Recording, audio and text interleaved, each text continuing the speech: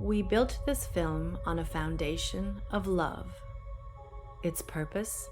To shatter the mental barriers constructed from a lifetime of indoctrination. The eyes are useless when the mind is blind. We are participants in a prison system we are unable to see. Once the veil is lifted, there is no turning back. Many of us rarely realize we are the victims of indoctrination. We follow the pre-planned layout of life, living in a state of confusion, controlled by a small group of individuals who possess great wealth, estate, and control. They monetarily benefit by keeping us blind to the true nature of the shape of the earth. Most are too busy to question what they are told or investigate the scientific theory about the physical world and its shape, wrongly taught in schools as fact. Inquiries made on a controlled platform such as YouTube or Facebook are quickly rerouted to videos and content that hold no merit. Misconceptions occur either intentionally or due to lack of research by mixing heliocentric and geocentric cosmology together, causing incoherence that pushes the viewer away from learning. Why would a lie like this exist? What purpose does this level of deception seek to gain?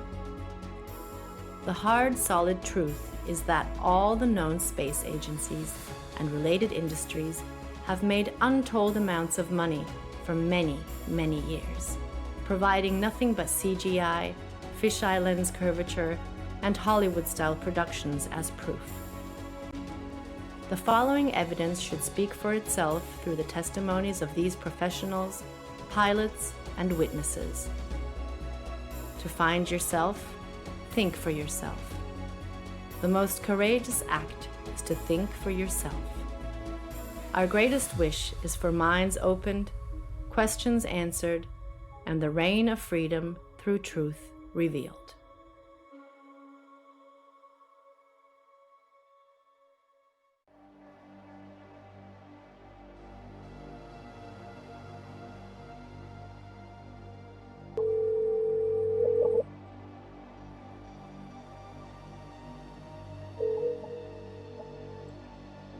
Good afternoon.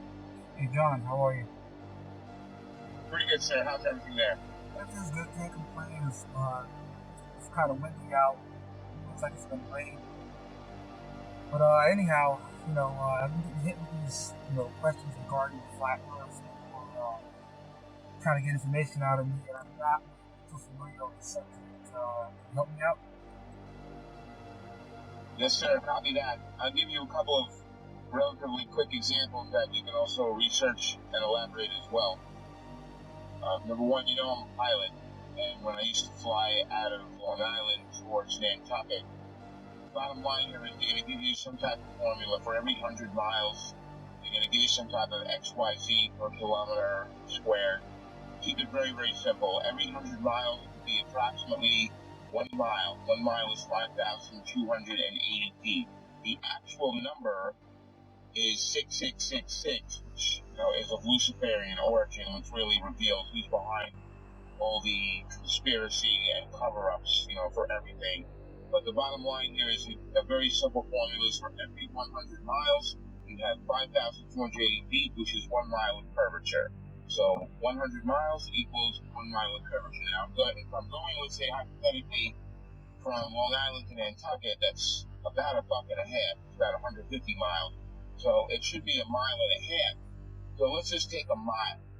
So with aviation, you fly at certain altitudes, whether you're flying in a easterly, a northeasterly, to a southwesterly direction. So hypothetically, if I'm flying easterly at hypothetically about 4,000 feet, which is an even number.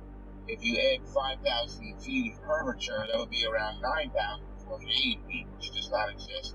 So the bottom line is pilots know every 100 miles that you travel, you would be dipping the nose down to compensate for 1 mile, which is 5,280 feet of curvature.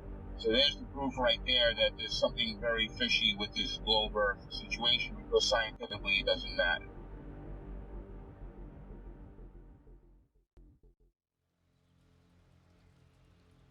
My name is Joshua Silva.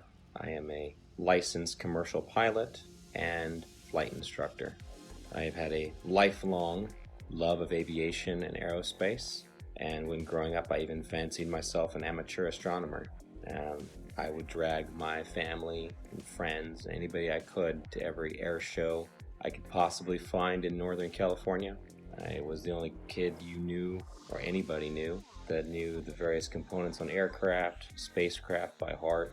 I absolutely loved anything to do with flying or space. But my love of aviation and aerospace never stopped. I continued studying, had an entire library full of aviation books of various military and civilian aircraft, military history, every aviation campaign and theater in almost any war. I studied religiously, and it was just out of pure passion. Later in life, many years later, I decided to become a pilot. As strange as it may sound, it hadn't occurred to me to become a pilot up to that point. I just simply loved aviation and aerospace, but I decided to become a pilot, and I began attending a prestigious flight academy in the Midwest and attending university at the same time, and to gain a degree in aeronautics and aerospace. Shortly thereafter, I began flying twin turboprop aircraft out of Northern California for several nonprofit organizations, and years after that I found myself flight instructing for various small flight schools, both in California and in Arizona, and then on to large academies that trained for the airlines and even some military flights. Shortly thereafter, I began flying regional business jets, and that's when the story of me finding the topic of flat Earth started.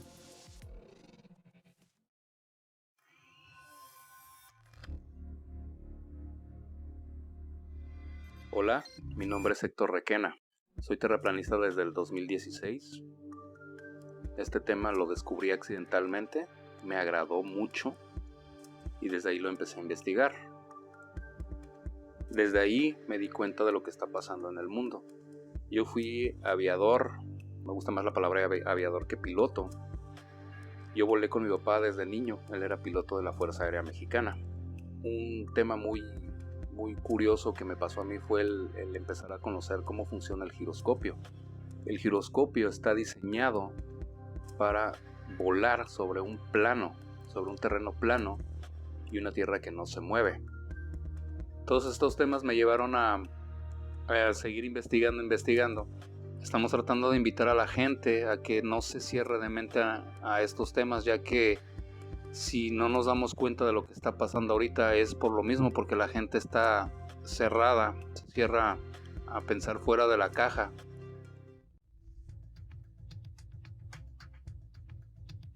Been a military brat all my life. However, I've been in the industry of aviation for the last 21 years. And I became an FE somewhere around 15 or 16 when I really started looking at conspiracies. I looked into Benghazi because I happen to work on government contracts abroad, overseas. But I've been in aviation for 21 years. Anything from helicopters to aerostats to big birds, little birds, fighter jets, things with engines, no engines, big blades, little blades, compressor blades, which, by the way, that one's not a hoax. Jets do not run only on compressed air. Contrary to popular belief, it takes compressed air in a blended ratio of air to fuel to drive the now heated gas and rotate the compressor blades. This has been a topic of discussion between FE and, not everything's a hoax. Coriolis effect. With that ties into, obviously with no spin, around the axis points that they say exist at 23.4 conveniently, 66 off the 90 degrees, right? Everything ties into 666 with NASA and all the BS scientists. Our aircraft have things called ADIs, attitude direction indicator, which gives correlation between the aircraft housing or the shell around the gyro itself. The ADI is nothing more than a gyro that will always reference level. I don't care what any pilot says. I don't care what any mechanic tells you. You know, there's a reason that pilots have one book called a Pilot Operating Handbook, and there's every other book, right? From structures to avionics to wiring diagrams to the actual components that make up these systems. That is a standalone system. The ADI does not lie. You don't care how cold it is, how high you are, and some of these guys are pretty damn high. It doesn't matter where you're going. It doesn't matter where you've been. It doesn't matter where you are over the realm itself.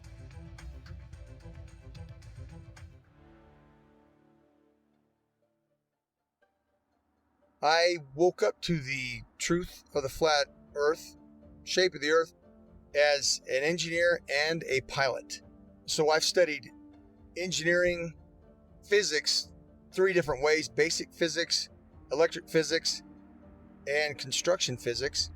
And also as a pilot, as a rotary wing pilot, that is helicopter pilot, I studied aeronautical physics as well. So I can cover and discuss just about any factor of flat earth. Not that I'm any smarter than anybody else, but I've studied quite a bit of factors that analyze shape and motion of just about any object. That's physics, also aeronautical physics, and principles of flight. I can tell you this: airplanes fly straight and level. That's even an aviation term, straight and level.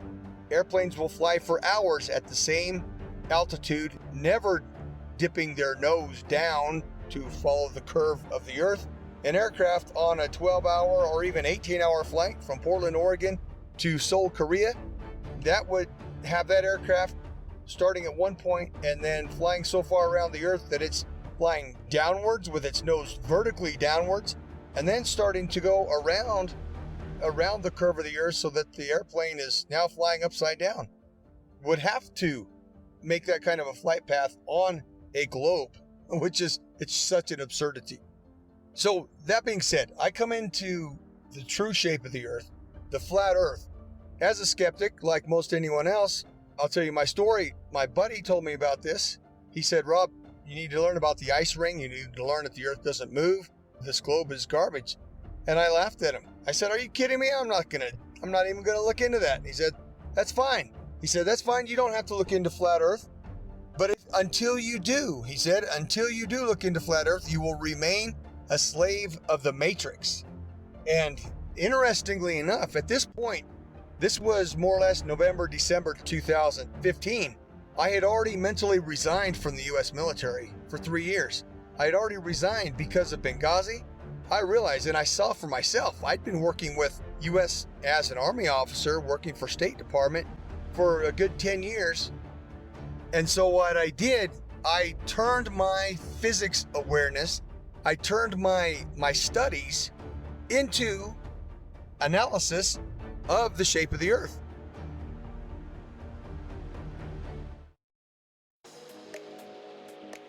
I have a bachelor's degree in English and International Business and a master's degree in Emergency Management. Emergency Management is an area of study that deals with lessening the effects of a natural or man-made disaster. Areas I had to study related to emergency management were meteorology, geology, geography, hydrology, and oceanography. You have to know well how Earth works in order to prevent or lessen the consequences of a natural disaster. In 2019, I wrote the book called 16 Emergency Landings Proving Flat Earth. Not many people know that when I was younger, I worked for an international airline. I worked at the International Cargo and Logistics Division of the company at São Paulo International Airport. I had to know all international routes in order to provide our clients the precise information about import and exports, as well as the logistics of transporting cargo internationally. Our company transported from a simple parcel package to cars and helicopters to anywhere in the world. Having access to all areas of the airport in 1988, the Brazilian soccer team was about to board their flight towards Australia to take part of the bicentennial Soccer Cup in Australia. It was a tournament to celebrate Australia's 200th birthday. Two South American teams were invited to take part of this tournament, Brazil and Argentina. At that time, we had access to several maps, all based on the globe Earth model. The Brazilian squad left to Australia with natural conclusions that this charter flight was going to Australia over the Pacific Ocean, as the global model suggests, perhaps a stop in Santiago, Chile, and then head to Australia. To my surprise, the flight went to Los Angeles. For several days, I could not comprehend the reason why that flight went to Los Angeles in North America to then go towards Australia in the Southern Hemisphere. This thing kept alive in the back of our mind for all these years.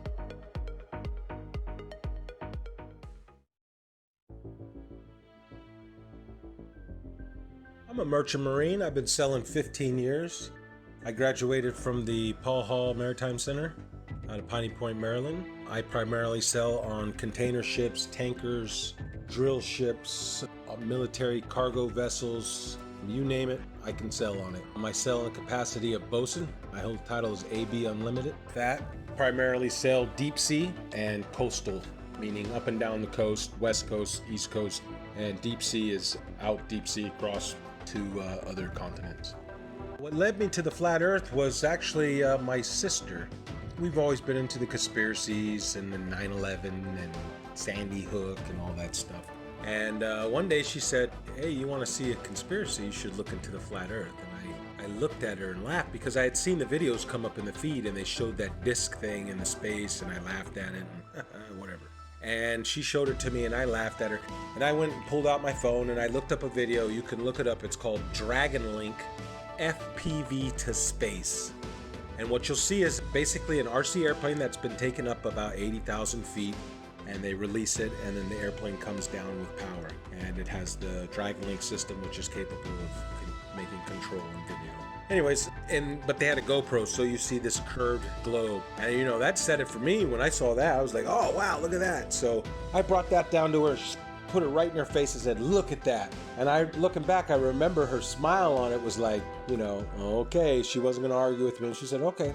Later on, I don't know, a couple days later, whenever I seen it in there and I said, all right, I had nothing to watch. I hit it on the YouTube and I knew within 10 minutes of it. I forget which one it was. I think it was probably one of the documentaries, but it was almost like I instantly knew. And then what happened was a lot of the proofs that I had were before I was a flat earther, such as seeing contacts at 30 miles out with the naked eye on the horizon, which is impossible on the globe model. So much so, it was me, the third officer, and the lookout.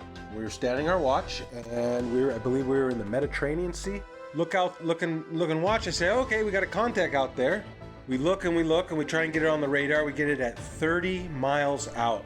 When the chief mate came up, we had told him, hey mate, we got a contact earlier 30 miles out. He said, bull crap, I don't believe you. And we all looked at each other and shook our heads and said, yep, they got it. He stormed off the bridge, ran down, came back up. He had the Bowditch, which is a thick green book that's everything you ever need to know about being on the ocean, sailing, navigation, everything. And he comes up and he says, the math doesn't lie. And he slams down this piece of paper and he says, our bridge height is at 100 feet versus how far? 30 miles. It should have been behind like 600 foot of curve. I remember 600 something foot. He had all the mathematical, of course I didn't know, okay, that's good. All right, he must know what he's talking about. But we're looking like, well, I don't know. We got it on the radar. Then the radar must not know what it's doing.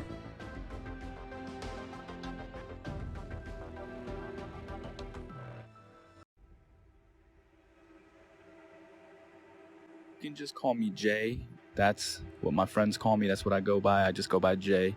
My work experience, I joined the Navy when I was 17 years old. I had a secret security clearance. There's different levels of security clearance. There's like a lower level, then there's a secret, which is what I had, which is like a mid-level, and then there's a top secret. I did not have a top secret clearance, so there's a lot that I don't know. But I did have a secret clearance. So it's basically the mid-level security clearance for the government that I had, and I did that job for 8 years. I worked in operational intelligence specifically. The radar navigation, there's a limited scope of what we're able to see. Now, granted, this is 15 or 20 years ago. what I mean by that is, with it being 15 or 20 years ago, the technology nowadays on the new warships, I would imagine, are just off the charts advanced compared to what we had, 20 years ago in the early 2000s when I was doing deployments for the Navy. We're looking at the scope of the radar. Now, this is just going off of the actual screen that we can see. Now, there's 3 different screens. There's the basic radar screen where we have this limited scope where it only goes out like 25 miles, right? Then there's this other bigger screen, and I forgot the name of it, but it goes onto this huge projection in the Combat Information Center. Basically is where all of the information is housed. And on this huge screen, we can actually zoom out and see a significant portion of our area of responsibility. I can't say the exact number. Again, a lot of this is classified. Basically, when we zoom out onto this large projectile screen, it goes in and out, right? So the reason why we're able to zoom in and then pull back out is just for accuracy. So if we're looking at something that could just be like a buoy in the water, right? Just one of the little tiny buoys that the ships can use as kind of placements to track where they're going, that can be mistaken for an actual small watercraft. So we have to be able to differentiate between that and some of the ships that we're looking for, because some of the deployments we're out there looking for drug ships, we're looking for other types of ships, submarines, basically just to keep a track of everything. That's basically what the Navy and Coast Guard do. They want to make sure that they know what's going on in the seas, and that's kind of the way the United States Navy operates. They're basically dictating what happens in international waters.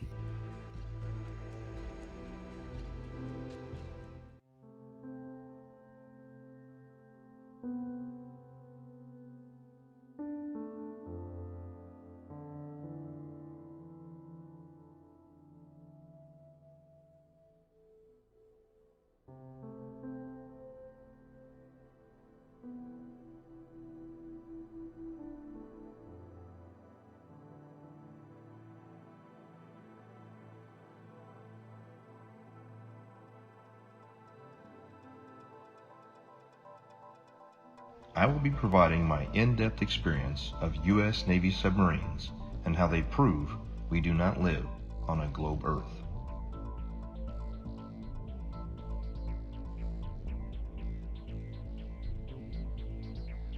However, due to the nature of my job and the security clearance that I hold, I wish to remain anonymous.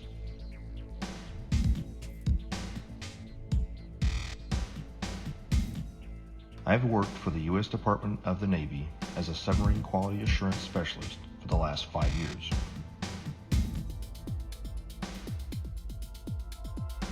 My job is to ensure that each submarine is built properly, safely, and to the engineer's plan.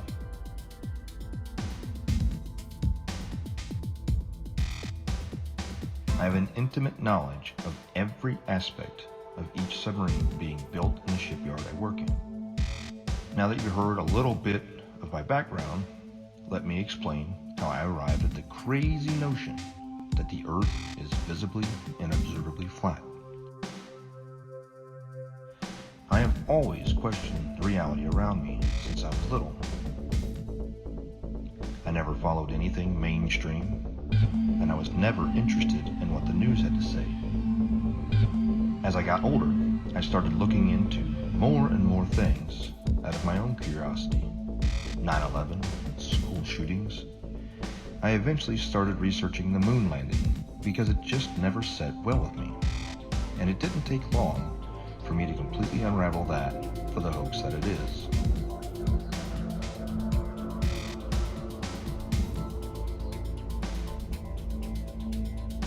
After that, I was starting to realize that we have been lied to on so many levels.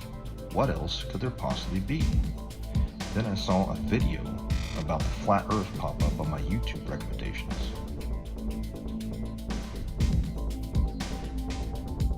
At first, even with my awakened mind, I thought this was absolutely ridiculous. I decided that I'd look into it simply to disprove it and move on. It should be easy, right?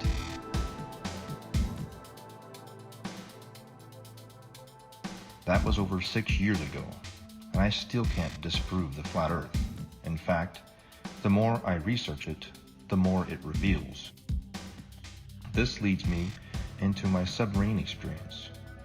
looking back on everything I had accomplished while on active duty with eyes to see, has only served to solidify my stance that we live on a flat and motionless plane.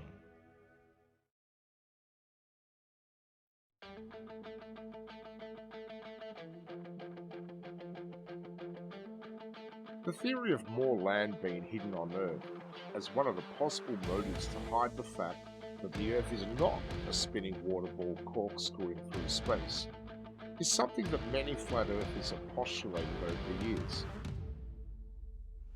And I just couldn't shake the concept from my mind, where, just like Rear Admiral Richard Byrd suggested during his Antarctic expedition, Operation High Jump, that there is undiscovered land on Earth, and that possibility spawned an idea to write The Elusive Curve, a modern-day quest to discover another world.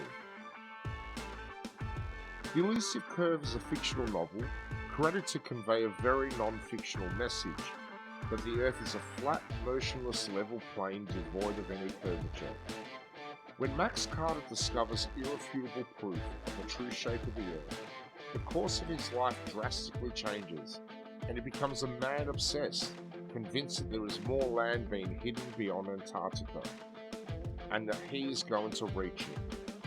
The Elusive Curve debunks typical globe Earth claims, including ships disappearing over the horizon due to the curve of the Earth, the Foucault's pendulum, and the Coriolis effect, whilst presenting flat Earth proofs like visual perspective, level water over vast distances, and long-distance photography, all within the context of Max's varied and colourful relationships.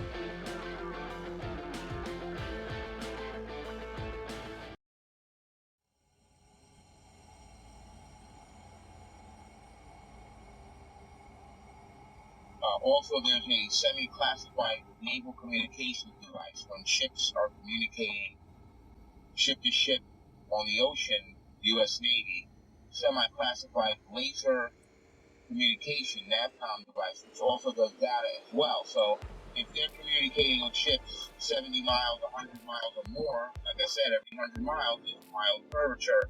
So it wouldn't work because lasers operate line of sight. They operate in a straight line. There's no curvature to the laser. So the bottom line here is the naval NAVCOM classified, semi-classified system that they use to communicate ship to ship, that operates on a laser, and if there was curvature, anything over, like I said, 100 miles is 5,280 feet of curvature, and the ship's diameter is nowhere near that, which you know. So there's another example, the naval NAVCOM communication device. Also, there's a woman, female KLH pilot, Dutch Commercial Airlines. She got fired from her job a while back for questioning this issue. Now, they didn't throw her out of the company, but they gave her like a desk job, so this way they kind of keep her around and quiet so they can control. But she's a very sane and rational woman. If they ask her, what happened, and she starts talking, it's going to raise serious questions. So we got the KLH pilot, we got the laser NAVCOM, U.S. Navy.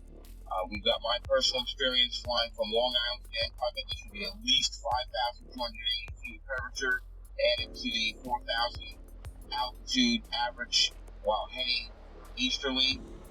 So there's something very wrong there. The numbers don't work.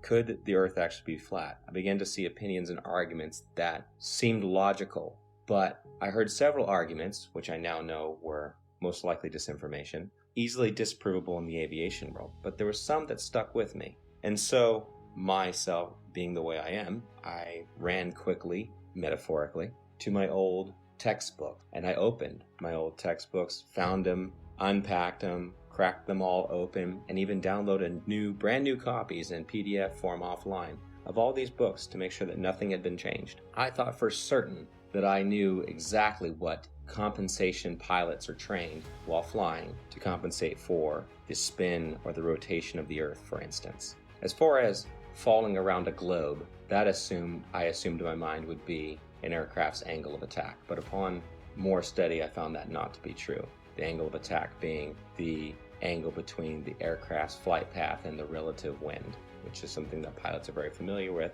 and it's the idea that an aircraft has to be slightly pitched up, essentially to stay airborne, or a surface of that aircraft has to be pitched slightly to create a difference in air pressure to hold the aircraft aloft.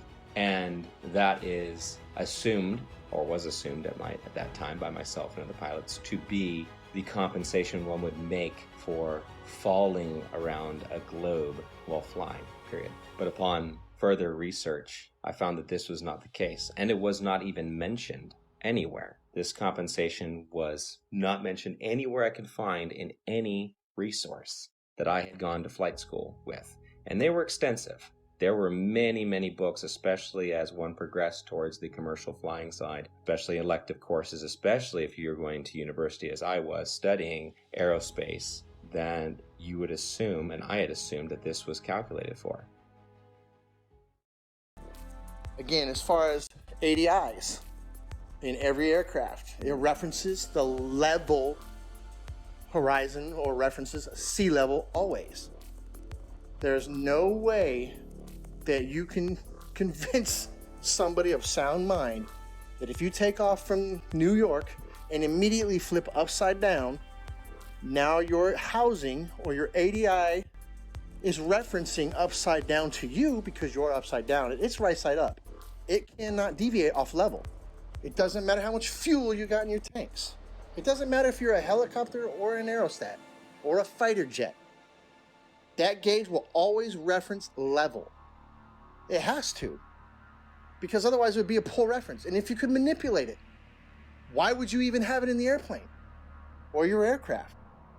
But if you go take off 2 miles away, do a barrel roll, you're now flying upside down. At what point does that gauge show you back right side up? A half a hemisphere away? Is that what we're led to believe? Is that what we're supposed to believe? At what point does it right itself if you never flipped back over and continue flying level? You see what I'm saying? It's ridiculous. It's ludicrous to think that thing compensates for curvature in straight and level flight.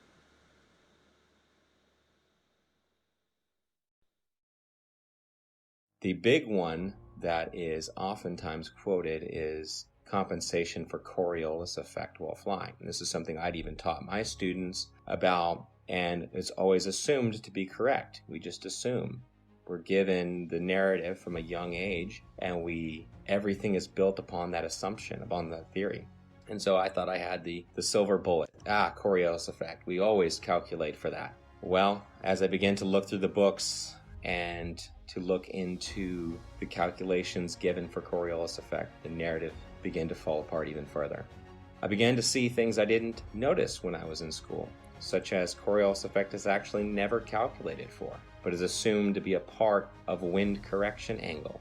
Wind correction angle is one of the many calculations pilots of all kinds make while flying to correct against winds in whatever volume or section of air they're flying through, which it could be from any direction, and you're flying through it, so you have to compensate a certain angle into that wind to hold a straight line. Interesting side note, I worked on aerostats for several years, and I always ask people who try to bring up gravity, well, how come my 4,000 pound, 74,000 cubic foot aerostat isn't getting pushed towards the ground? It weighs more than you do, which you believe gravity is pushing you down, right? Because these are some dense ass people. But how come the aerostat's not getting driven into the ground? It weighs more. It's definitely larger than the size of a house. It's more than size of most houses. So why isn't it getting driven to the ground? Well, that's because it's displacing less weight than the atmosphere or the medium that it's in. And I try explaining that. I don't know how many times you've probably posted something on this. I don't know how many times we're going to have to post something on this. But every time that little kid lets go of that helium balloon and starts crying. Radar is simply another form of radio transmission. Radio includes anything within the range of the electromagnetic spectrum. Electromagnetic spectrum, also known as light. Radio is the transmission of light, whether it's visible light or radio waves which are not visible. When it comes to radio transmissions, there must be a transmitter and a receiver. There can be a reflector or a transmittal unit along the way. However, in the end, there's got to be at least transmitter and a receiver. And in the case of radar, radar transmits a signal and it bounces off a reflector, and then it comes back to the receiving station. Or it can go to other stations if they're set up in the network properly. Long story short, radar emits a signal, it bounces off something, and then it returns to a receiving unit, and the receiving unit maps that reflection accordingly. If there is no reflector, then there's no return signal, and then the object does not show up on the radar. For example, it's off the screen. Notice, there's no curving around anything. It goes out in a straight line. Radio signals always travel in a straight line. So the transmitter sends the signal out to the target, bounces off, and it comes back in a straight line. Radar cannot travel over the curve, and hence radar is dependent on line of sight, direct beam from the transmission to the target. It reflects and it comes straight back. There is no curving around anything, thus is radar.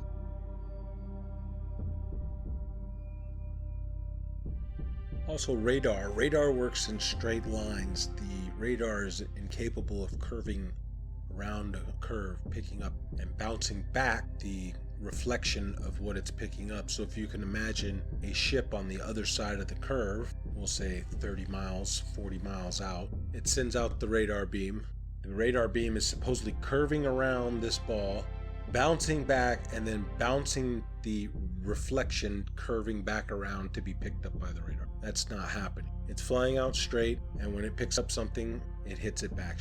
It's not going around any curve. That's plain and simple. That can be looked up on your YouTube and see how radar waves work. They don't go around the curve. Every diagram shown will show you straight lines. They don't show you curved lines. As we zoom out to look at the larger scope of things, once we verify that, we're able to zoom out over a large distance. Now, over this screen, at the time, I was like 18 or 19 years old, all right, when I was doing this job. I wasn't thinking about flat earth and any of this other shit. I was still indoctrinated and under the assumption that the earth is a spinning ball. I never thought about flat earth or anything like that, but I always thought it was weird that as I'm looking at this massive radar screen, I always used to think, how come we're looking at this and I can see, like, we're off of the coast of Argentina, for instance, right? Like, how is it that I can see this far out and it's not like over the horizon or curve, because it's so far? Like I said, we use a lot of these other link signals, and they're called links. They go by different names. I can't say the code names. Some of them I forgot. Some of them are, again, this is classified information. I can't give any specifics on these. But some of the links that we use, not only do we speak to the actual ships and track them, but we speak to aircraft, 10,000, 20,000, 30 and higher, 30,000 feet and higher is what I'm saying. It's not just a matter that they're 30,000 feet directly. It's not like they're directly above the ship. This is what's interesting, is this aircraft could be 50, 60 miles away and 30,000 feet in the air. So you understand, like, the angle that you have to take to be able to track this aircraft from a ship that's moving on the water. Think about that for a second.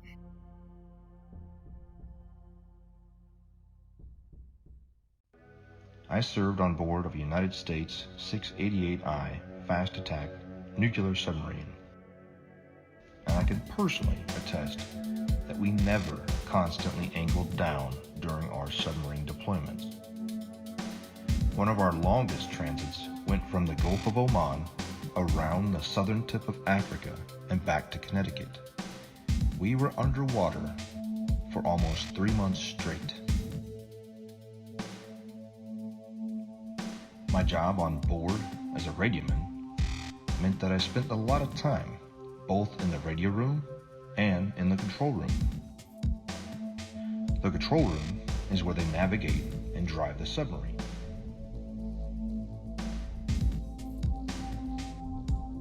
I never once, in my 5 years active duty, heard the officer of the deck or the diving officer give the order to consistently change the angle of the submarine to compensate for the curvature of the Earth.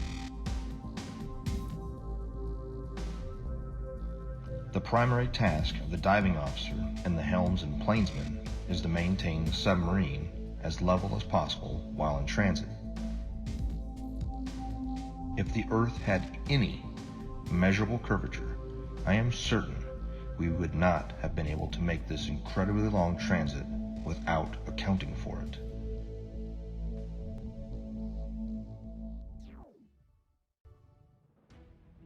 And then the big one is given after that. Well, GPS auto corrects for it. And that sent me down yet another path. GPS auto corrects for it. If it's a satellite-based system, how is it correcting for spin if it's also spinning over the same body? And why are there large gaps in GPS coverage over large oceanic bodies? Do they just turn them off? It's just not worthwhile? There have been enough aviation accidents at sea, very far from shore, that would say otherwise. And if you gave the American taxpayers, the ones funding these satellites that are supposed to track aircraft, the information that, well, we're just shutting them off because it's not worthwhile, those 3 or 4 jets full of hundreds of passengers just have to use other navigation methods such as dead reckoning, which is basically using a stopwatch and guessing to the next checkpoint, essentially. If you were to tell them that, they would be infuriated. So that could not be the case. Coverage was a problem. Even over large and non-densely populated areas, you would lose GPS coverage, even in jets at times. So this began to unravel the thread of satellites and satellite timing, and the fact that many reels of footage show these satellites being launched by balloon rather than by rockets. How the concept of these rockets doesn't even work to make it past the atmosphere, much less leave something in perfect geosynchronous orbit. I actually had the privilege of working a short time at a satellite manufacturing company in Northern California. Got to see the assembly and participate in the assembly of satellites, space-based satellites, or so they were said. There would be small bottles encased in these structures that were encased by another structure. The small bottles were the fuel cells. These fuel cells were incredibly small, smaller than a diver's tank in most cases, much smaller. And this was supposed to be all the fuel that the craft needed to run and operate, as most are not actually electric, they're becoming electric now, and sustain itself in a perfect orbit by just small bursts from its engine or its propulsion system. But truth be told, I've been to many countries, done many things, all things aviation. I can say with absolute certainty, and I can attest, the plane does not dip nose down to follow the curvature of the Earth, ever. Matter of fact, most planes have an airfoil that are 3 degrees nose up in straight and level flight. And the reason that is simple. If the nose of the aircraft was at 0 degrees or level flying through the air, then it would porpoise, right? It would be quite violent because some of the air would go over the nose and some of the air would go under the nose. And it would cause that nose to go up and down, which is literally like a porpoise or a dolphin out of water. And that's exactly what would happen. So the wings are designed, when they are level, the nose is 3 degrees nose up. The fact, proven from multiple points, that there is no Coriolis to the motion of the Earth. And I'm speaking from a pilot's perspective, also an engineer's perspective, because I obtained a degree as an engineer before I went to flight school. So I'm both a pilot and engineer at once. So, number one, there is no rotation of the Earth, proven by the fact that a helicopter pilot can hover the aircraft indefinitely, motionless, above a single point of the Earth.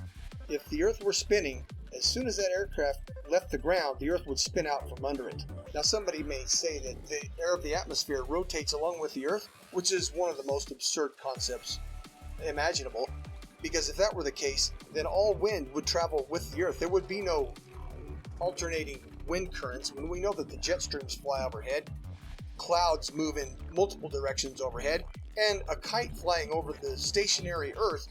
The fact that a kite flies because of wind passing through, that proves that the Earth does not. That proves that the air does not move in unison with the Earth. Number two, airstrips do not rotate away from a landing aircraft. Anybody who's seen a pilot's view when an aircraft lands, well, the aircraft lands to a motionless airstrip.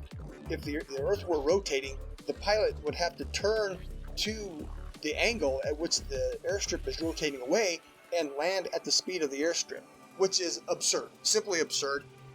Airstrips do not rotate away from the aircraft, and on an east to west landing strip, if the aircraft is landing to the west, the airstrips do not land moving towards the airplane. That's insanity. Okay, simply stated. If the Earth was a spinning ball, it is virtually impossible for a ship to be moving at 25 to 30 knots on this curved spinning ball while tracking an aircraft that's probably going 300 miles per hour, 50 to 100 miles away. Really, I mean, these like P3 aircrafts were pretty far and 20,000 feet in the air. It's just virtually impossible. It doesn't make sense. Again, at the time, I wasn't thinking like this, but looking back on the information that I had, I'm like, yeah, there's no way. There's no way that was done on a curved Earth. Literally, the only way that could work is if we are on a flat, stationary plane. We're cruising along. The boat is cruising along in the water. Like, think about it in terms of like a large, like, you know, like those backyard swimming pools. Picture the swimming pool filled up, right? And then your ship, you put a little boat on the swimming pool, and then, you know, you put like a little fake aircraft in the air. Now, from that ship, you're able to see the aircraft. It doesn't matter where you are in that pool, you can track that aircraft. If you're on a spinning ball curve, how the hell can you track an aircraft that could be in a position that's 100 to 200 miles away from you, 30,000 feet in the air from a different angle that's around a curve? It's impossible. There's no way that you could, there's no radio frequency that could track that. I'd like to point out that I see now that I didn't see before is that you have a magnetic compass and you have a gyro on any ship. And I'm not talking about your little Crabberman show fishing boat, what are they, deadliest cat. I'm talking about a real deep sea going, unlimited tonnage boat. It's going to have a gyro. And it is a big, huge box that sits usually behind the bridge or in the chart room. It's a big box and it's basically the gyro compass. Now, if you had two models, I guess, wouldn't you have to have one making the corrections, because it almost never matches the magnetic almost never matches the gyro. It's very rare that we're steering the same course. And they say it's due to deviation and variation is where you know, like the metals of the ship causes it to differ. And then you have the variation of the magnetic fields over the earth is, I guess they change, you know, true north and magnetic north. But the way I look at it is, man, they got two different machines. One is a machine and one is from God. The way to get around the earth. God's not a dummy. He put the way to get around the earth with the compasses. If back in the day they had motorized vessels that can get them around, they would probably have got around a lot better. But they were at the mercy of the wind. It was like, oh, they didn't know their way, or, you know, they were using the stars and stuff, and they, you know, so I just believe that the two compasses, the gyro compass that's electronic, and then our regular compass is because they are switching the ways, you know, the maps. There's two different ways to get around the earth. You're tricking us. Here is another flat earth proof that I never noticed while I was on active duty, thanks to years of indoctrination. Periscope observations. When the submarine is at periscope depth and the observer is looking for ships on the horizon, they will start to see masts at about 8 to 9 miles, depending on atmospheric occlusion and sea state.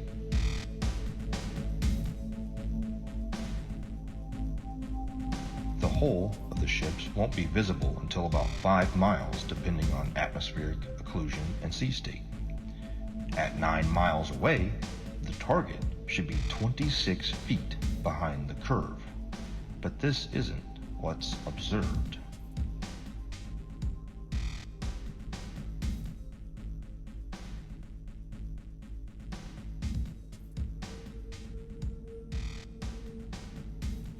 My final flat earth point on submarines is with regard to the AN/WSN TAC-7 ring laser gyro that is used on board of U.S. Navy submarines.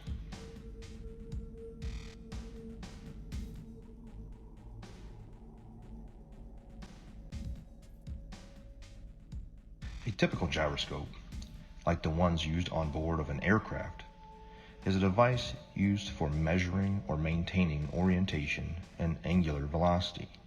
It is either a spinning wheel or disc with a counterweight in which the axis of rotation is free to assume any orientation by itself.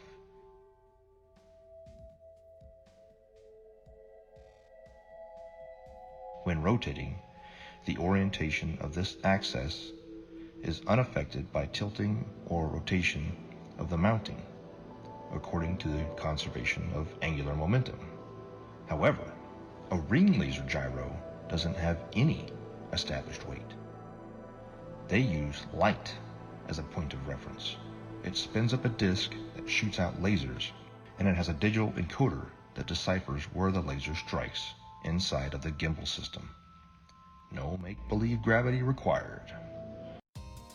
Let's just say we're like 30 miles away. These missiles can shoot much further than that. I can't give you the exact number, but say we're 30 miles away, okay? 30 miles is far. So from our ship, we can track on our little, we have like a missile projectile. It's like a radar, but it's a little bit different. It's specifically designed to track the missiles. You actually input the coordinates, latitude and longitude of where you want the missile to strike. Really, really high precision accuracy. Really accurate. We hit that launch and the missile, and it will hit that target 30 miles away, even longer than that. Now, here's the thing. Again, that's not possible on a curved Earth. These missiles are huge, 50 caliber projectiles that are carrying massive amounts of explosives in them, okay? Each one of these missiles are probably worth hundreds of thousands of dollars. So whenever you're lining up these missiles to shoot at targets that are 30 plus miles away, if the Earth is spinning. Again, now think about this. We're not sitting like on land holding a gun, all right? So picture this. We're on a ship, like actually in the middle of the water, okay? And the missile is shooting off of the bow of the ship. So if the world is a spinning ball and we're on this curved Earth with water and we're spinning 600 miles per hour through infinite space, I'm pretty sure that it would be physically like it wouldn't even make any kind of sense on a physics type level to be able to shoot a missile from a spot in the water on a spinning ball to pinpoint accurately hit another spot. And at night, we were going on one ship, on a military ship, and this is with night vision goggles, 50 miles, and these guys were on the bow. They were not even on the bridge where you'd be 100 foot up. They were on the bow, which is barely probably 40 feet off the water's edge. So these guys, and they have the latest state-of-the-art. This was in 2015. 2015, they had state-of-the-art, what do they call them, night vision goggles. So these things are capable of seeing that far if we live on a plane. You can't deny it. It was so obvious, but not to everyone else. I guess the programming's harder than other people, so they don't want to hear it. But over the years, I have learned the model. I know the model like the back of my hand. I can show proofs. I have ammo now. So when I go out there and I tell somebody, hey, that's impossible, and I'm talking to a third mate or a second mate who's an officer who went to college, meaning they paid for their education. Because when you pay for your education and you're making a handsome salary on it, you can't be wrong. How could I be wrong? I'm making a salary, they're paying me, I paid for this career, everything's working great in my life. You are obviously wrong. All the math works. So with that, it's hard. But when you stump them and you start showing them stuff, it's hard for them to say. And then they start saying stuff like, oh, well, what does it matter anyways? I don't care. And there is the 8 inches per mile squared. But you guys can't look at it three-dimensionally. It is two-dimensional. It is the amount of deviation that's required for you to come back inward if you are walking east from north, meaning you are going around north equidistantly, and you walked in a straight line east 1 mile, you're going to have to deviate 8 inches back to the left to get back on the equator, right? Look at it on the flat earth map, and clearly it makes sense. If you walked 1 mile in a straight line east, you have to deviate 8 inches after each mile to stay on the equator. The 8 inches per mile squared is a real measurement, if in fact we consider the equator to be a real place, a real location, ever, always.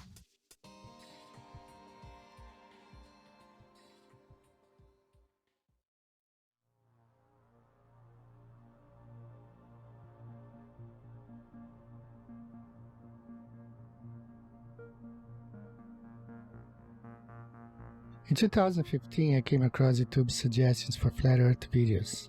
My first reaction was to laugh off. After seeing Flat Earth videos in one of my favorite channels, I decided to watch one. When I came across a Flat Earth map which I had never seen before, it immediately sparked me to look at that flight route Rio-Los Angeles, Sydney.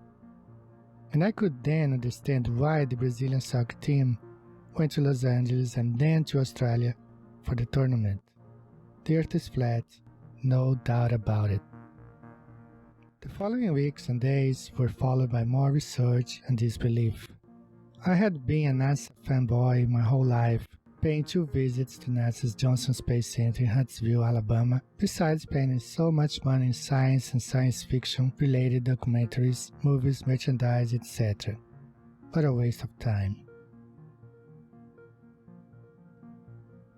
I also tell mates about they lay down and we use all our charting is done on flat maps, straight lines. They never draw a curved line. Every line is straight. Straight lines, everywhere we go on a flat map. And I try to point it out to them. And what they tell me is, Mr. Marcator has put all that in there for you. It's all equated in there for you. You don't have to worry about it. All the curvature calculations for it and everything's figured right into the map. So the straight lines and everything are actually bending somehow. I don't know.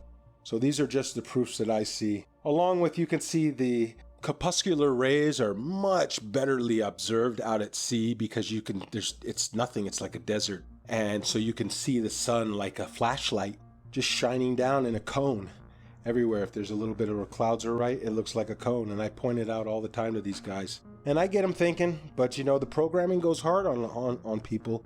And if you're not ready to wake up, well, you're not ready to wake up. You'll just have 1 foot in, 1 foot out. You'll be back in the illusion before you know it. The narrative began to fall apart. I would continue studying and finding that what I fear to be true is reality. That we have been lied to about just about everything. Upon researching military history and then military training and speaking with military gunners in both the Army and the Marine Corps that I know personally, I would ask them about Coriolis effect. And it was always assumed that, yeah, we compensate for the Earth being, you know, a curve, that it would drop. We calculate for the Earth curvature. But even upon asking and having them look into their materials further and my own personal study, again, it found to be an assumed truth with no actual basis in reality. That they would calculate bullet fall based upon angular velocity, drop, friction, amongst other things. And curvature was supposed to be just corrected along with it, just like flying, wind correction angle corrected for Coriolis effect. I've done many of them personally. I've flown more than 1,070 hours in both helicopters and airplanes, and I will tell you factually that aircraft meet their checkpoints, they take off, they meet their checkpoints, and they land exactly as planned on a flat stationary map. No pilot, I say again, no pilot has ever accommodated for the rotation of the Earth when planning flights and takeoff to checkpoints along the way, and then landing. Pilots can plan so well that they can take off and land hundreds of miles away down to within 30 seconds of their planning because the Earth simply does not rotate. A waypoint would be like this. Like, let's say we're out in the middle of the water and we want to hit a target that's like directly to our west, 15 miles away. But that target is able to track our missile coming at them. We don't want that target to know where the missile's coming from, so we can put in waypoint. And a waypoint would be like putting a point out like 20 miles east, and then another point like 15 miles north, and then another point like 10 miles south of that, and then put in our target. You see what I'm saying? So the missile doesn't go directly from the ship to the target. The missile will actually fly to the latitude and longitude of the waypoints that are put in, and then it will curve from there, and it will hit all the waypoints and then attack the target. How is that possible on a spinning Earth? If the Earth is moving at 600 something miles per hour or whatever they say it is, there's no way that missile could stay. There's no way that missile would be able to keep track. Do you understand what I'm saying? At least that's how I'm looking at it. It may be a little bit harder to visualize if you actually weren't seeing it the way that I would see it, or there, or understanding and putting in the coordinates or seeing how this actually worked out. But I'm telling you, like, from my perspective, that is one of the things that makes it virtually impossible to accept the globe as this, well, It's a fake lie. It's a theory. It's garbage is what it is. So y'all think the Earth is a ball. Y'all think it's spinning through outer space. And I said, believe in the green alien. Well, actually, the Earth is flat. Here I'll give you facts, all the math, science, and all of that. Whatever you need to believe. Come on, can't you see that a submarine couldn't use a periscope, nor a plane use a gyroscope? But Huey doesn't adjust for the Coriolis or sniper looking down the scope. This is all hard to take in and hard to cope, but I hope that I've given enough rope to explore the rabbit hole that our Earth is not a ball and it's not spinning through outer space. If someone wants to prove me wrong, please give me a name and we can debate it all day, anytime, man, with real test measurements and evidence. Stop lying to world's nations. We have real science to back our observations.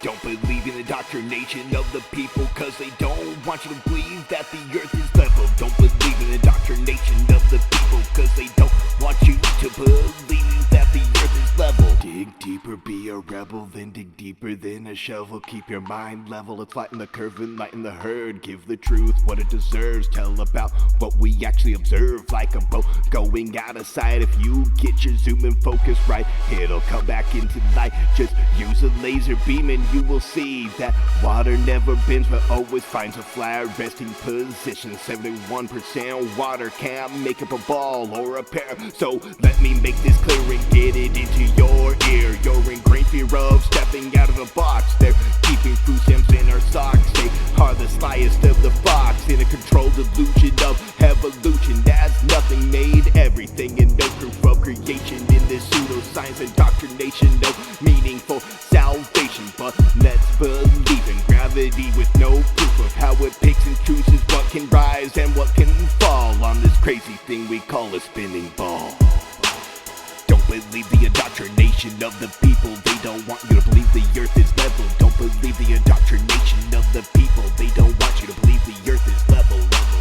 Let me give you something else to measure. Don't worry, it's my pleasure. If you want to vacuum or pressure, you must have a container, and that's a no-brainer. But since we believe the universe is on a roller coaster ride, even when Polaris is in the same place every night and has been for thousands of years, has the heavens work like gears, telling us time and the years like a big machine. The heliocentric model is just a drink backed by money and based on influence theories, never providing hard evidence except for CGI and camera trickery of my natural senses in our school systems. But flat Earth brings meaning to our existence like a period at the end of a sentence.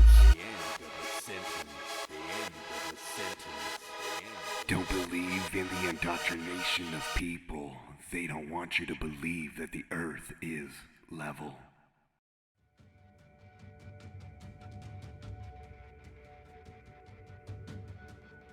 When it comes to a deception this big, it's hard to dismiss.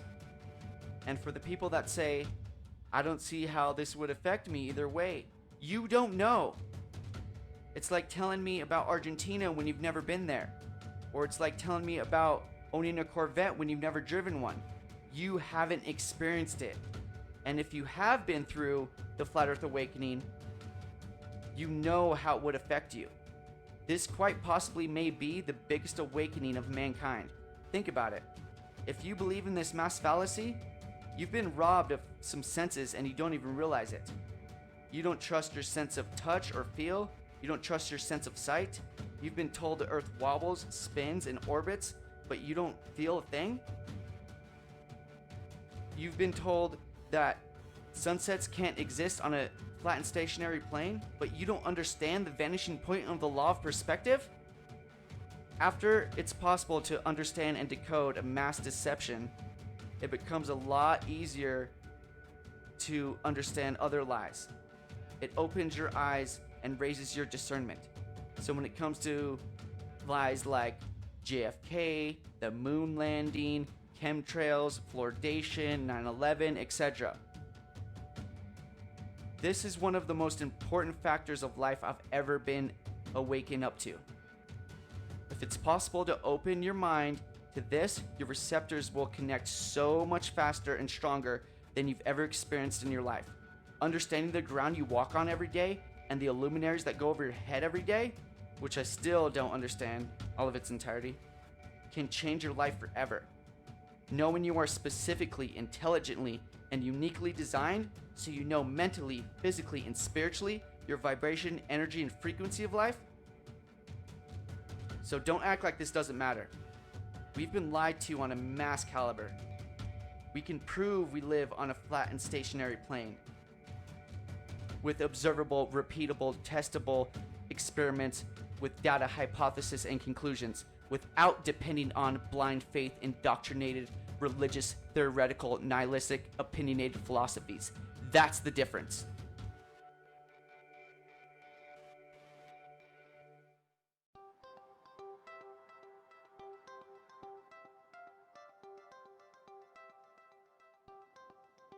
Is it possible that almost everything that we were taught from the time of our innocent adolescent time as children to the completion of our chosen path of studies in college was not only incorrect, but was part of an educational doctrine of spiritual disconnectedness from what truth is and what our reality in the world that we occupy today?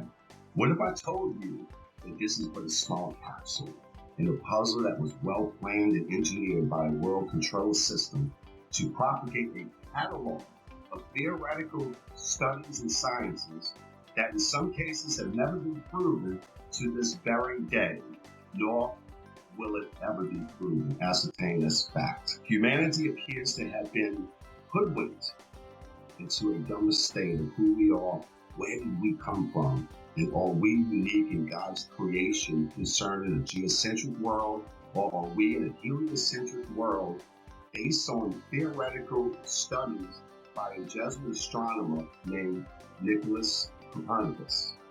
He suggested this in 1543. His works were not released until after he died because he himself didn't believe in the spin ball theory either, that is taught still today at the highest levels of education. On my book, which is the variously planned agenda that has gone on for 474 years, seems to be threatened to become full disclosure of the biggest lie in the history of mankind that is kept by the world's oldest secret society called the Freemasons. The very uniqueness of humankind was spelled out correctly by our Creator that the earth was the center of the universe, and that He created the sun and the moon as well as the stars and the constellations that revolve around the earth, with Polaris being the north magnetic pole big star. How could space possibly exist when you and I have never been in our entire lives seen a real photo of what our own world looks like?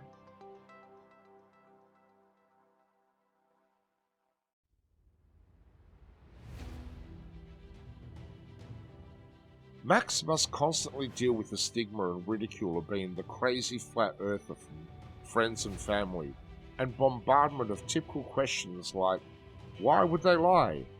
How could so many people keep such a big secret? And what does the shape of the earth even matter anyway? The elusive curve presents all the main arguments for a flat earth and solid arguments against a spinning ball earth in a fun and realistic story format, recommended for all flat earthers and curious-minded people alike. Join Max on his journey as he attempts to convince his friends that the shape of the earth is not what they know, while he plans for a mission to discover more land on Earth with his ambitious and somewhat crazy plan to acquire a high-altitude pseudo-satellite to prove the shape of the Earth one way or another. The Globers, definitely scientifically, we're looking at flat earthers have some very, very, very valid points according to those three examples. Thank you. You got it, brother. Anything else? No, that about answers my question. Quite a lot to take in. I've taken some notes. Thank you. Thank you again.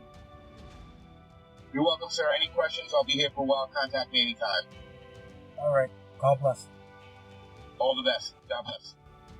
Yo invito a la gente a que por lo menos sea un poco más abierta de mente hacia estos temas, porque la verdad es que esto está muy fuerte. Se vienen tiempos muy difíciles ahorita y debemos de estar conscientes de que el sistema nos está manipulando de una manera muy, muy grande.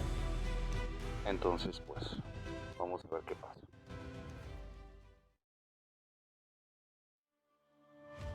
So that began my journey down the flat earth. And since that point, I've only found more and more voices, more and more educated people, educators, professionals who are beginning to shed light on this subject in ways that I can only begin to imagine. But I'll never forget the day that I realized my plane wasn't falling around a globe, that I could look out the cockpit window, 185 degrees plus field of vision at 40,000 feet, and not see one iota of drop, but nothing but a flat, beautiful, motionless plane. The assumed calculations that we made that were compensating for Earth rotation were just a part of a calculation based upon wind speed and the angle we had to hold in order to fly against that wind and go in a straight line to our destination. It's one of the most freeing truths I've ever experienced, because in some small way, the idea that these other conspiracy theories and things we've been lied to about are true. But this biggest one is the biggest truth of all. We've been lied to about everything. It means we can start over. We can start again. At this time, at this point in our history, we are uniquely positioned to make that change. And if I can make one statement to the people out there, it's simply this. That's it. That it's level. You cannot fall off the edge of an in-ground pool. It is level. Where you put your feet in the water in France, it's the same height that you're going to put your feet in New Jersey and Brazil. Do some research. This is not the only thing out there that needs to be researched, unlearned and relearned. The Department of Education, founded by Rockefeller in 1908, did a good job of proving that the mode of ignorance that he calls his education board, you are the proof it's working. The mode of ignorance widens every day. It gets bigger and bigger every day because people keep believing what they spit out. Unlearn.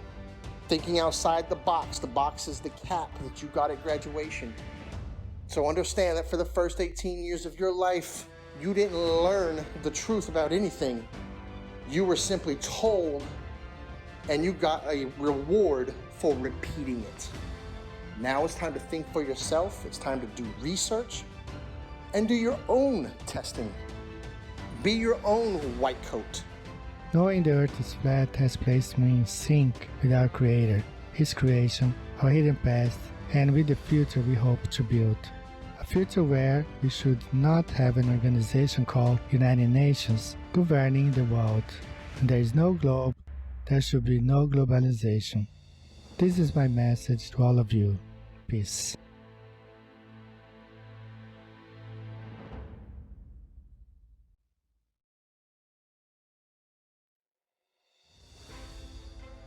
My message to the people is that if you're watching this documentary and it strikes a chord with you, research it, find out more about it. So my message is research it, get all the ammo you can, because if you try and go out and tell your family member or friends or co-workers and you try and tell them this, hey, that, they're gonna laugh at you. And if you don't have the ammo to defend it or the right content to show or to start a kindle a fire with somebody's interest, if you don't have that, you're gonna get laughed. I made the mistake of when I just knew it right when I seen that video. I said, okay, it makes so much sense. I knew it right away. I went and tried to tell everybody before I knew. I just blurted out little proofs. Airplanes don't dip their nose, the water lies, and they'd hit me with some of that science stuff, that pseudoscience, and I couldn't defend it, and I would look like a fool. And then when I had the knowledge, it's harder to defend it because they've already don't take me serious. But now I've gained such a knowledge on it and such what you would call ammo that I can defend it in a way that you're going to get one of these reactions. well, what does it matter if it's round or flat? My life doesn't change, doesn't matter, either way. That's how you know that you're striking a chord. Their ego doesn't have anywhere else to go.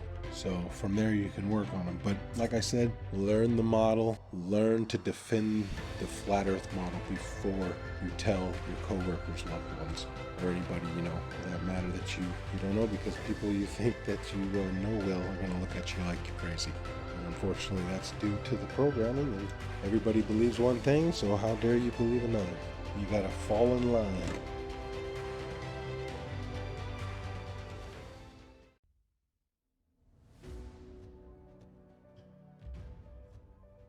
So if you're able to actually open up your mind, look at things objectively, allow yourself to break free from the indoctrination bullshit that you were taught, you'll feel more free. You'll see the world differently. You'll love more deeply and compassionately. You'll appreciate life more. That's how I lived my life a couple years ago. Honestly, I can tell you this. I just hope and pray with all my heart that, as the years go on, this is probably not something I'll see in my lifetime. But, as my children grow older and my children's children, as the generations go on, the truth will start to emerge. And it is starting. I mean, it's incredible, that so many people are starting to really awaken. But, 10, 20, 50, 100 years from now, hopefully we can break free of the chains of indoctrination and really see the world for what it is and actually appreciate it and love the world and love each other. And I think if we all understood that there is a creator, people would be less inclined to be so abusive toward each other and the earth. So that's my big message for the people. Just think for yourself. At the end of the day, just be a good person. Don't be so quick to just believe something and stand by that belief just because it was taught to you at a young age. Question it. Make sure it makes sense. In closing, I'd just like to say that these are my own personal experiences. I never ask anyone to simply just believe everything I'm saying. In fact, please don't. That's how we've gotten into this whole mess to begin with, by blindly following others who say they've already done the research for you. You allow deceptions to occur. Please do your own research and test all things.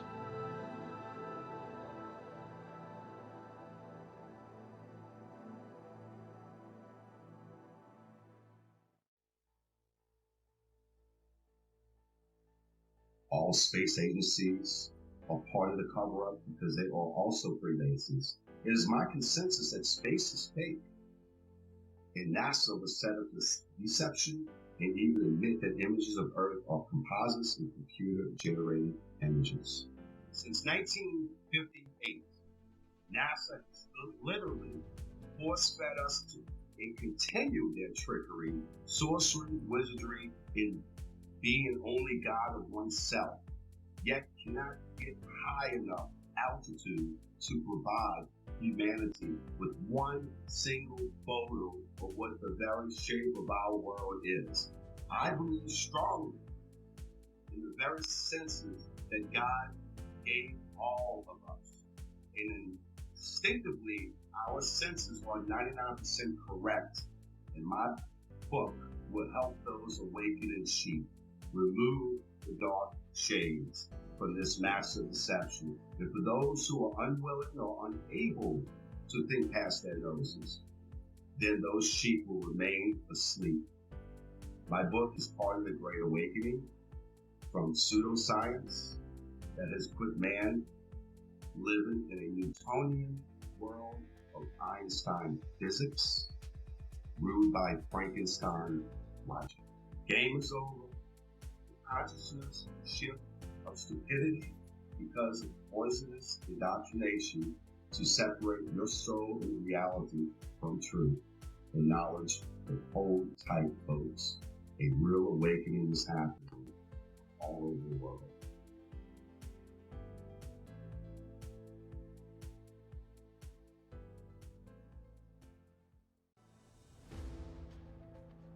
The curve of the Earth, the spinning ball, as well as evolution, dinosaurs, nuclear bombs, and everything else that they teach in the schools that's not founded on scripture. Number one, it's mathematical, geometric, geospatial, geophysical, and in all other respects, The spinning ball Earth is a scientific absurdity, provable by observation and measurement and repeatable science experiments. The spinning ball Earth does not exist. There is no curve to the Earth. There is no Coriolis. There is no such thing as a spinning ball Earth. And at the end, the Bible, which was a textbook, and I say again, a scientific textbook written long before any of the universities we have today, the Bible says the Earth is flat and stationary. So therefore, we can dispense with all of our science school learning that doesn't agree with the Holy Scripture. The Holy Scripture tells us that the Earth is flat and stationary. All of our measurements, and indeed our personal senses, tell us that the Earth is not moving. There is no curve to the Earth. Jesus Christ is the Son of God. The Holy Scripture tells us the nature of the Earth. The Earth is flat and stationary. Pride, ego, and reputation are three characteristics I see in every spinning ball believer. Let your pride down, knowing you've been heavily deceived your entire life. Let your ego be washed away, knowing it's possible you've been manipulated on such a scale as this. And stop caring what people think about you. I'm not saying be as external and abrasive as some of us. Just realize that yes, we are human, and we can be programmed to think certain ways, but also know we can be unplugged and become critical thinkers, observers, and researchers without being told what and how to think. From an education system that runs kindergarten curriculum all the way up to Harvard, that was bought over by the Rockefellers a long time ago. This is our time, not theirs. It's time to stand up and start acting instead of relaxing and being told how and what to think. From mainstream outlets that are owned by the Bilderberg Foundation, the Triangular Commissions, and the Counselor of Foreign Relations. Think for yourself and stop falling victim of popular public opinion that are owned by these anti-God secret societies.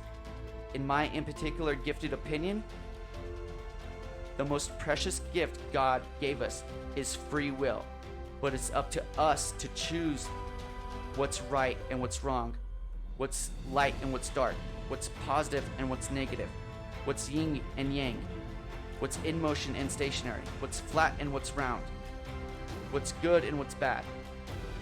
We can't tell you what to do. I can lead you to knowledge, but I can't make you think. It's your choice to take the blue pill and go back to sleep, or to take the red pill and stay awake the rest of your life, knowing you are chosen. Because many are called, but few are chosen. And I promise you, once you go flat, you do not go back. They couldn't stop this movement if they tried, because truth prevails. Rest in peace, the globe. Every truth have a specific time and moment to manifest itself. Technology being the catalyst for this truth to re-emerge and reveal itself again. And prove that it's not a myth, fantasy, or a misunderstanding of our ancestors and all ancient cosmologies. The geography of Earth that is flat and also disguised in words like plains, the Great Plains, the lowlands of Europe, the flatlands, the savannas of Africa, the Amazon basin, the salt flats, the mud flats, the depressions, the Arctic tundras, the tablelands of Australia, the steppe of Russia, the grasslands of Argentina, the ice sheets of Antarctica, the wetlands of Florida, and the levels of England. Over these vast plains flows rivers and canals like Nile, Amazon, Mississippi, and countless more, for thousands of miles flowing level in every direction. The oceans and seas that occupy 70% of Earth is flat and level water, but science have no way to prove that it curves or sticks to a spinning ball by a magic force called gravity. The majority of the seabeds of the seas and oceans are abyssal plains. As we say, as above, so below. The longest line of sight of observing Hudson Bay at 1800 miles and my own Himalayan ranges observation on 2 occasions of plus 2000 miles It's just impossible on a globe Earth. No physicist can debunk the testimony presented here by the first category witnesses, nor the real geography, nor the longest line of sight, nor the countless researches, investigations, and evidences that prove we live on a flat and stationary plane. The one who needs to prove that it's legit or not is the globe.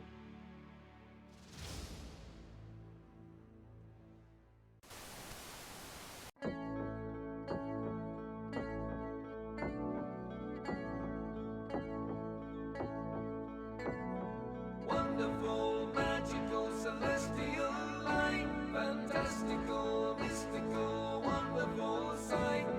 Belgian Swiss physicist Auguste Piccard, 1931, first to reach for the stars, was the first to explore the air view stratosphereus, a scientist curious to see what was there.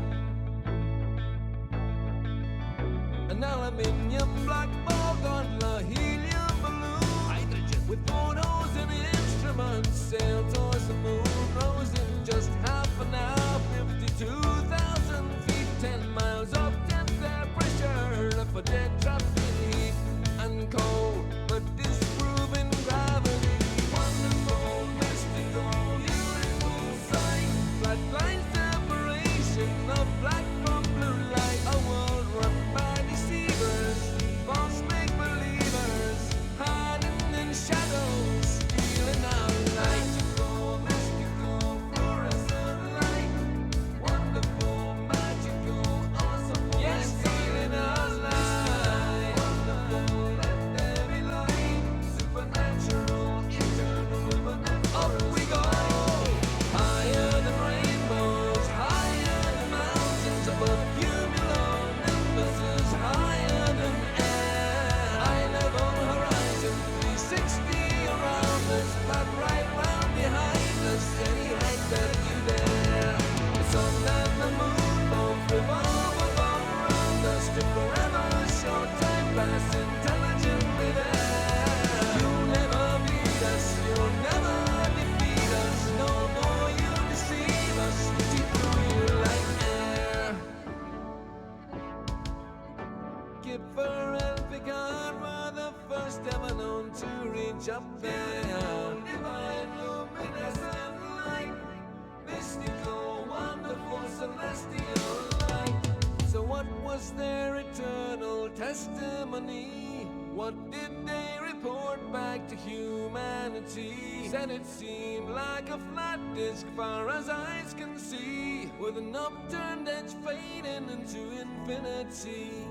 A mystical, ethereal, celestial sight, a divine creation, a clockwork of light, designed hid by deceivers and false make-believers, still cowering in shadows, still fearing our light. Here we go, higher than Everest, higher than airplanes, above zero cumulus, higher than air, a level horizon, 360 around us, no motion beneath us, no spinning, no fair. Stars on the firmament, turn all around us, to forever show time pass geometrically there.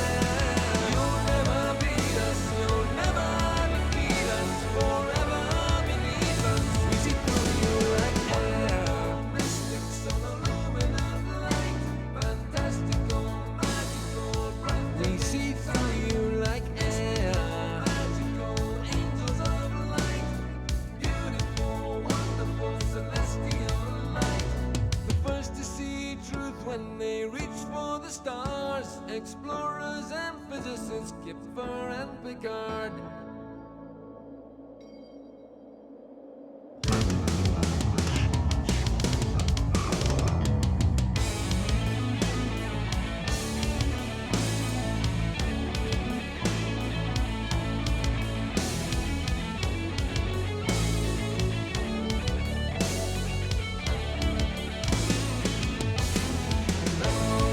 Motionless, proven we are.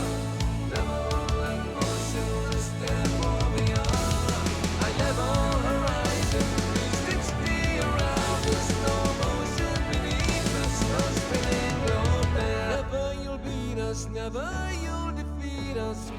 Forever beneath us, we see through you like air.